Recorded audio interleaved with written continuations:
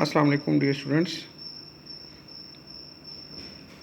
Last lecture में हमने बात की थी गाज़ लॉ की and we have defined Gauss law as total flux through a close surface is 1 over epsilon not times the total charge enclosed. किसी भी close surface के through अगर हम इलेक्ट्रिक फ्लक्स मालूम करना चाह रहे हैं तो वो flux 1 over epsilon not times total charge enclosed by that surface के इक्वल होता है। Mathematically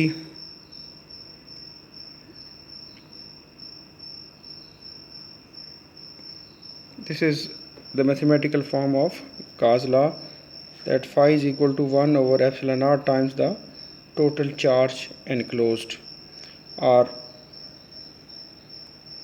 flux through any closed surface is 1 over epsilon naught times the total charge enclosed in it।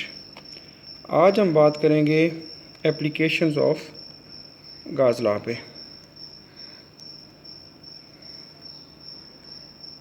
तो Gauss law is applicable to calculate the electric field intensity due to different charge distributions.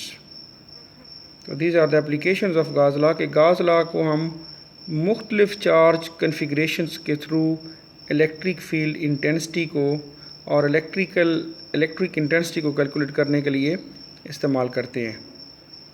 Next definition is of Gaussian surface। An imaginary closed surface is considered which passes through a point at which the electric field intensity is to be calculated। The closed surface is known as Gaussian surface। तो this is the definition of the Gaussian surface कि वो surface किसी भी जिसमें or by which we want to calculate the electric intensity at a point। This would be an imaginary surface through which we calculate the electric intensity at a point। So this is known as the Gaussian surface। First application is electric intensity or electric intensity of field inside a hollow charge sphere। कि किस तरह हम एक hollow charge sphere के अंदर inside हम electric field intensity मालूम कर सकते हैं बाय यूजिंग गाज़ लॉ। इस पर्पस के लिए सबसे पहले हम फिगर पे फोकस करते हैं। तो let we have a surface of a sphere on which charge q is present and that charge is uniformly distributed on the surface of a sphere। हमारे पास एक स्फीयर की सरफेस है जैसा कि शक्ल में दिखाया गया है और उस की सरफेस पे जो पॉजिटिव चार्ज है वो यूनिफॉर्मली डिस्ट्रीब्यूट है। Let we have a Gaussian surface of radius r prime। This r is the radius of the spherical surface, but we have a Gaussian surface within this surface of radius r prime। We want to calculate the electric flux through this Gaussian surface कि इस Gaussian surface पे हमारे पास कितना electric flux मौजूद है। तो let we use the Gauss law।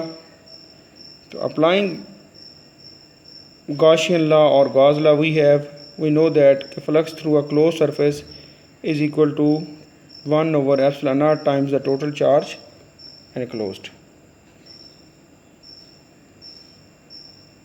But we see very easily that in this Gaussian surface there is no charge present on the surface or no charge is enclosed within the surface। तो charge की value zero हो जाएगी और total flux हमारे पास क्या हो जाएगा, zero in this case. इन इस Gaussian सरफेस के थ्रू हमारा जो इलेक्ट्रिक फ्लक्स है वो ज़ीरो है।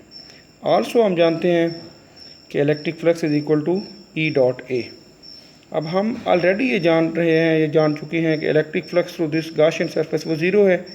तो अगर इलेक्ट्रिक फ्लक्स की वैल्यू ज़ीरो हो तो एरिया कभी भी ज़ीरो नहीं हो सकता, तो electric field will be zero. तो इस तरह हमने गाज़ लॉ को इस्तेमाल करते हुए ये साबित किया है कि electric intensity with in a hollow sphere is zero. दस, जैसा कि रिज़ल्ट ये लिखा हुआ है बुक में, thus the interior of a hollow charge metal surface is a field free region. मतलब कि इसके अंदर जो फील्ड है वो ज़ीरो है, वो फील्ड मौजूद नहीं है। तो electric field intensity with in a hollow sphere is zero bye Gauss law. This is one of the application of Gauss law.